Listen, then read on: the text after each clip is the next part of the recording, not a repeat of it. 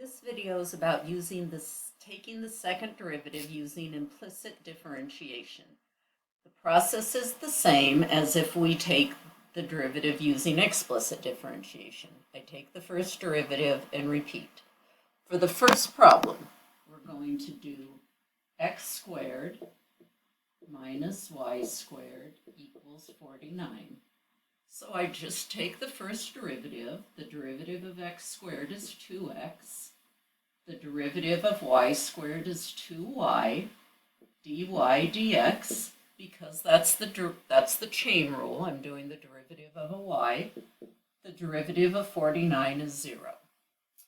I'm going to bring my 2x over. I get negative 2y. dy dx equals negative 2x. And then divide by negative 2y. My dy dx is x over y. Now I'm going to repeat the process. I have to use the quotient rule now. Derivative of the notation, first of all, is d2y over dx squared. Then I go to the quotient rule. Derivative of the top. Derivative of x is 1 times the bottom minus derivative of the bottom. The derivative of y is dy dx times the top all over y squared. Now I'm going to substitute in my dy dx, which I have right here. So when I do that, I get y minus x over y times x over y squared. I'm not going to leave this y, so I have a fraction within a fraction. I'm going to use my technique of multiplying every term by y. Then those cancel, and I end up with y squared minus x squared over y cubed. This is a perfectly acceptable answer. However, if I look up at the top and I notice that x squared minus y squared is 49, that means y squared minus x squared is negative 49.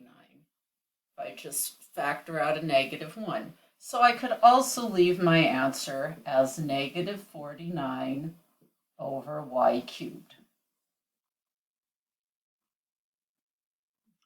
So that's a basic example. Let's move to a little bit more challenging example.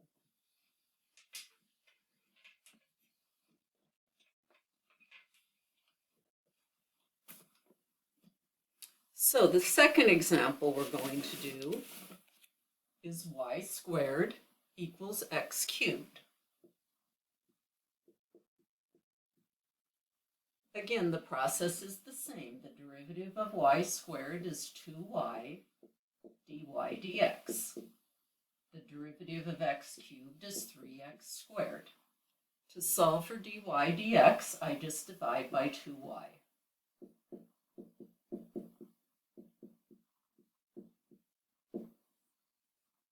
Now, from there I repeat, which means I'm going to have to do the quotient rule. So,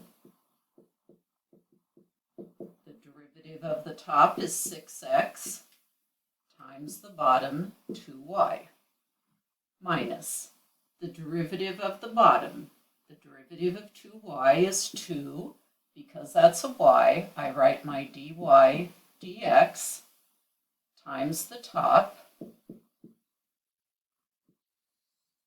all over 2y, the quantity squared. So I'm going to do a couple of things. I'm going to multiply terms, and I'm going to substitute in my dy dx. So when I do that,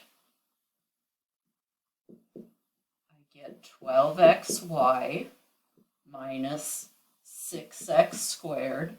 My dy dx is 3x squared over 2y.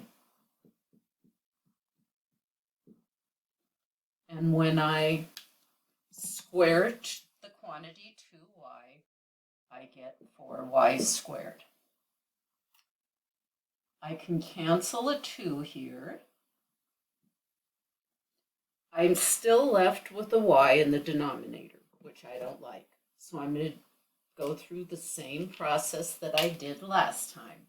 I'm going to multiply every term by a y.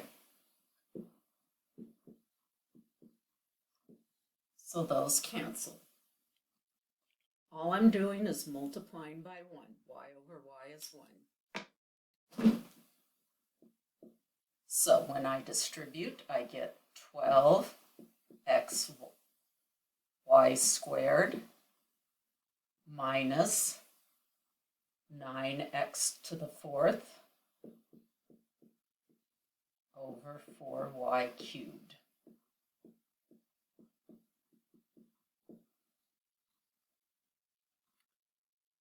That's the final answer there. I could factor out a 3x, but nothing's going to reduce or cancel, so there's not really much point in me doing something like that. The last problem has a little bit of everything in it.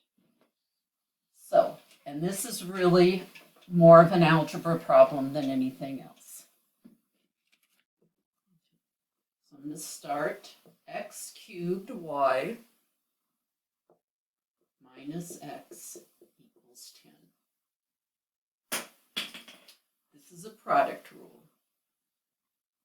Derivative of x cubed is 3x squared times y, plus derivative of y is dy dx, derivative of the second times the first, derivative of x is 1, and I end up with 0 because the derivative of 10 is 0.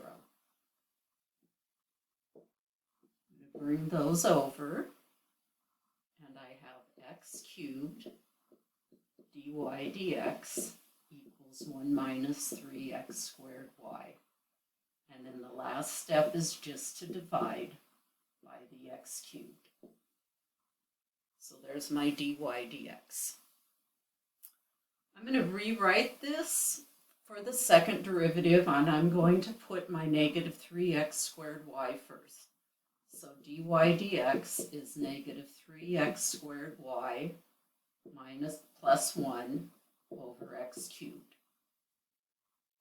Now I've got to do the quotient rule. When I do the derivative of the top, this first part is a product. So I'm going to group these just so I can keep track of what's going on. The negative 3x squared is going to be my first term. The y is the second. So the derivative of negative 3x squared is negative 6x. Then I do times y plus derivative of y dy dx times negative 3x squared. The derivative of 1 is 0. This is all the derivative of the top. Now I have to take that times the bottom, x cubed, minus the derivative of the bottom, or the denominator, is 3x squared times the top,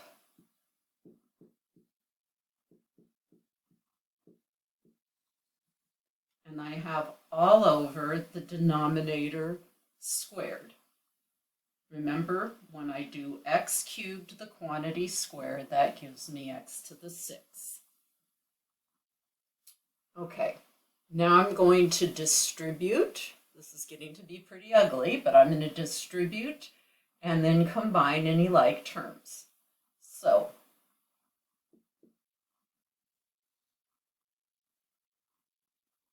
my denominator is still x to the 6th.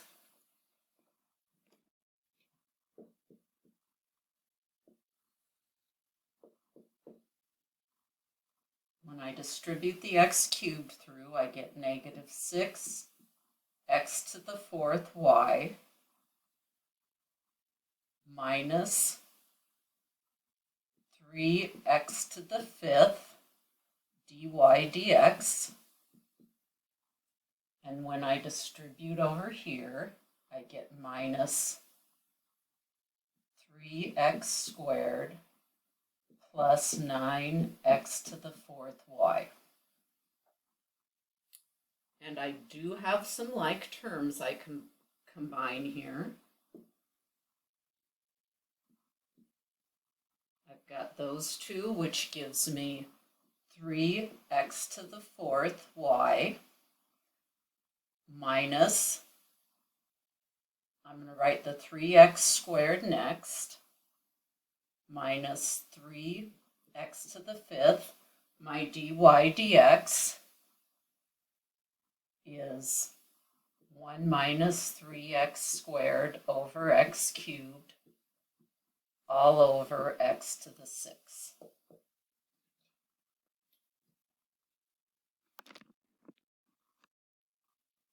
Okay.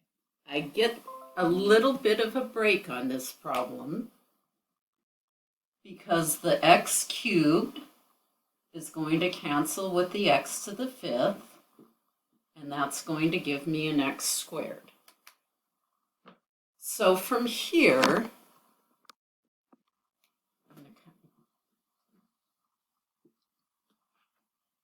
I'm going to distribute and see what's left. So I've still got my 3x to the 4th y minus 3x squared. When I distribute this through, I get another negative 3x squared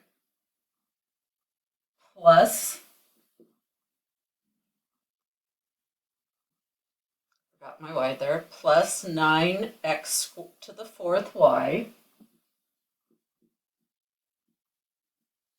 all over x to the 6th. Ooh, we are getting close to the end. So I've got like terms.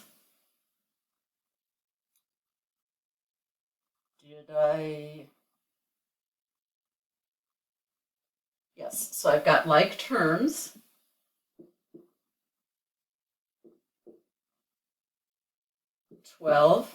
x to the 4th y minus 6x squared over x to the 6th. And I can see now that if I could factor out a 6x squared, but I can see that if I factor out just an x squared, that can cancel with my denominator.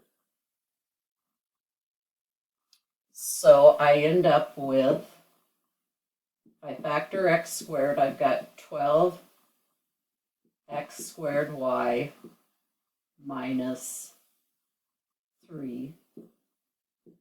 So I end up with 12x squared y, minus 6 over x to the 4th. Final answer with lots of algebra.